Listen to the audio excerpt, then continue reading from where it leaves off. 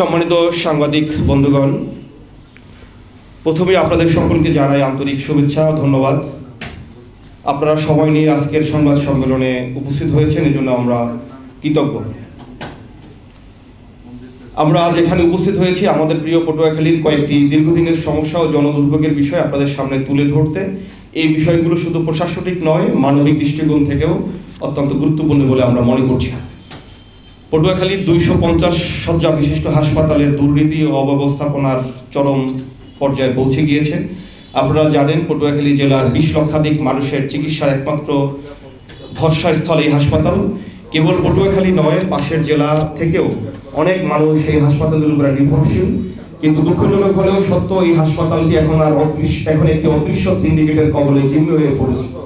এখানে চলছে চিকিৎসকদের নিয়মিত অনুপস্থিতি, অ্যাম্বুলেন্স টিকিট সিন্ডিকেটের দৌরাত্ম্য, টেস্ট বাণিজ্য, সরকারি বরাদ্দ, অর্থ লুটপাট, নিম্নমানের খাবার পরিবেশন, ভয়াবহ অপরিচ্ছন্নতা, অস্বাস্থ্যকর পরিবেশ, হাসপাতালের মেঝে, টয়লেট, ওয়ার্ড সহ হাসপাতালের পরিবেশ দুর্গন্ধে ভরা। এখানে রোগী যেমন অসুস্থ হয়ে আসেন, স্বজনরাও আবার অসুস্থ হয়ে বাড়িতে ফেরেন। হাসপাতালের শৃঙ্খলা ও সেবার মান এমন পর্যায়ে নেমে গেছে যে সাধারণ মানুষ চিকিৎসা নিতে আসতেও ভয় পায়। এই পরিস্থিতির পিছনে মূল দায় বর্তমান প্রশাসনিক কাঠামোর। পরিচালক ডাক্তার দিলরুবা ইয়াসমিন লিজা ও অধ্যক্ষ ডাক্তার মোহাম্মদ মনিরুজ্জামান দায়িত্বে থাকলেও প্রকৃতপক্ষে নিয়ন্ত্রণ রয়েছে একজন প্রভাবশালী ডাক্তারের নেতৃত্বে একটি প্রভাবশালী সিন্ডিকেটের। তারা প্রভাব খাটিয়ে হাসপাতালের কার্যক্রমের রাম রাজত্ব কায়েম করেছেন। আমরা দৃঢ়ভাবে বলছি, এই সিন্ডিকেটের চক্রের অবসান না ঘটলে পটুয়াখালীর মানুষের স্বাস্থ্যসেবা মুখ থুবড়ে পড়বে। তাই আমরা সরকারের সংশ্লিষ্ট কর্তৃপক্ষের কাছে অনতিবিলম্বে পদক্ষেপ গ্রহণের জোর দাবি জানাচ্ছি। যদি 15ই নভেম্বরের মধ্যে কার্যকর একটি ব্যবস্থা নেওয়া না হয়, তবে আগামী 18ই নভেম্বর রাজধানীর মহাখালী স্বাস্থ্য অধিদপ্তরের ডিজি অফিসের সামনে পটুয়াখালীবাসীর পক্ষ থেকে ওয়েলফেয়ার ফাউন্ডেশনের উদ্যোগে অবস্থান কর্মসূচি এবং স্মারকলিপি প্রদান করা হবে। শহরের খাল খনন, ড্রেন অব্যবস্থাপনা ও জলাবদ্ধতা, ডেঙ্গুর ভয়াবহতা। পটুয়াখালী শহরের প্রাণ ছিল আমাদের খালগুলো, কিন্তু এখন এই খালগুলো দখল, ভরাট ও দূষণের কারণে ধ্বংসের দ্বার প্রান্তে। ড্রেনেজ ব্যবস্থা অচল হয়ে গিয়েছে, ফলে সামান্য বৃষ্টিতে আমাদের শহর ডুবে যায়।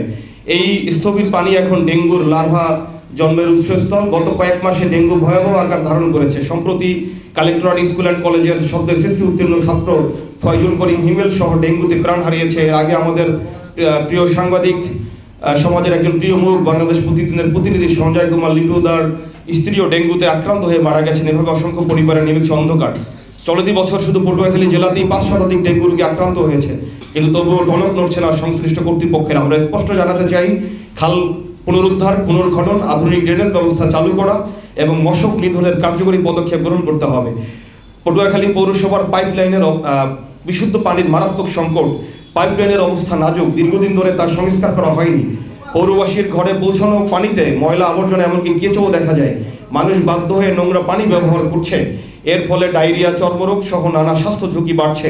আমরা পৌর প্রশাসকের প্রতি আহ্বান জানাচ্ছি, অবিলম্বে পাইপলাইন সংস্কার, সুপেয় পানি সরবরাহ ব্যবস্থা নিশ্চিত করতে হবে। এটি নাগরিক মৌলিক অধিকার বলে আমরা মনে করছি। পটুয়াখালীর ঝাউতলায় মসজিদ নির্মাণের দাবি। পটুয়াখালীর ঝাউতলা এখন দক্ষিণাঞ্চলের অন্যতম জনপ্রিয় স্পটে পরিণত হয়েছে। প্রতিদিন নানা প্রান্ত থেকে হাজারো মানুষ এখানে ভ্রমণে আসে, কিন্তু দুঃখজনকভাবে এখানে কোনো মসজিদ নেই। ধর্মপ্রাণ মুসলমানরা নামাজের সময় চরম বিপাকে পড়েন। আমরা জেলা প্রশাসকের কাছে জোর দাবি জানাচ্ছি, ঝাউতলায় সংলগ্ন এলাকায় একটি মসজিদ নির্মাণের উদ্যোগ দ্রুত গ্রহণ করা হোক, যাতে মুসল্লিরা নির্বিঘ্নে নামাজ আদায় করতে পারেন। নগর অবকাঠামো সংক্রান্ত কিছু জরুরি দাবি। পটুয়াখালী সড়ক অবকাঠামোর দুরবস্থা এখন নাগরিক জীবনের এক বড় যন্ত্রণা। ট্রাফিক জ্যাম সহ শহরের যানবাহন চলাচলের অব্যবস্থাপনা এক নাগরিক কষ্ট বাড়িয়ে দিচ্ছে। শহরের প্রধান প্রবেশপথ, বাস স্ট্যান্ড ভয়াবহ বেহাল অবস্থায় রয়েছে। খানাখন্দে মানুষের চলাচলের অনুপযোগী হয়ে উঠছে। প্রতিদিন ঘটছে ছোট বড় অসংখ্য দুর্ঘটনা। দ্রুত সংস্কার না হলে দুর্ঘটনা প্রবণ হয়ে উঠছে আমাদের শহর। এছাড়া চৌরাস্তা থেকে পায়রাকুঞ্জ সড়কটি 4 লেন উন্নতি করা প্রয়োজন।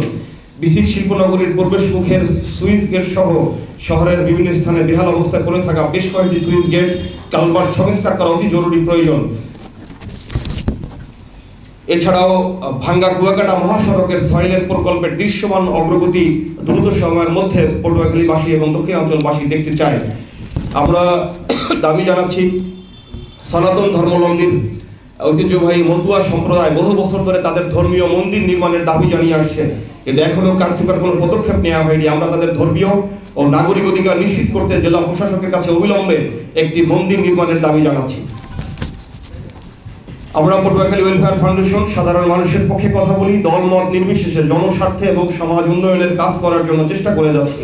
তাই আমরা সরকারের এই জেলা প্রশাসক সহ নীতি নির্ধারক মহলের কাছে অনুরোধ করছি, উল্লিখিত দাবিগুলো গুরুত্ব সহকারে বিবেচনা করুন। আগামী 30 নভেম্বরের মধ্যে যদি দৃশ্যমান কোনো অগ্রগতি না হয়, তাহলে আমরা জনস্বার্থে সামগ্রিকভাবে আমাদের দাবি আদায়ে কঠোর কর্মসূচি ঘোষণা করতে বাধ্য হব। সম্মানিত সাংবাদিক বন্ধুগণ, আপনাদের মাধ্যমে আমরা এই জনদাবিগুলো সরকারের দৃষ্টি আকর্ষণ করতে চাই।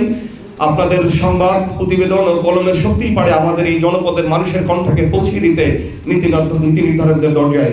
আমরা সবাই চাই একটি পরিচ্ছন্ন, আধুনিক ও মানবিক পটুয়াখালী, যেখানে মানুষ মর্যাদার সঙ্গে বাঁচবে, চিকিৎসা পাবে, বিশুদ্ধ পানি পাবে এবং নিরাপদ পরিবেশে তাদের সন্তান, তাদের পরবর্তী প্রজন্মকে লালন করবে। Abdullah Nahiyan, chairman, Patuakhali welfare foundation. আমরা এর সাথে সাথে আমাদের বিজয় দিবসের কর্মসূচি ঘোষণা করে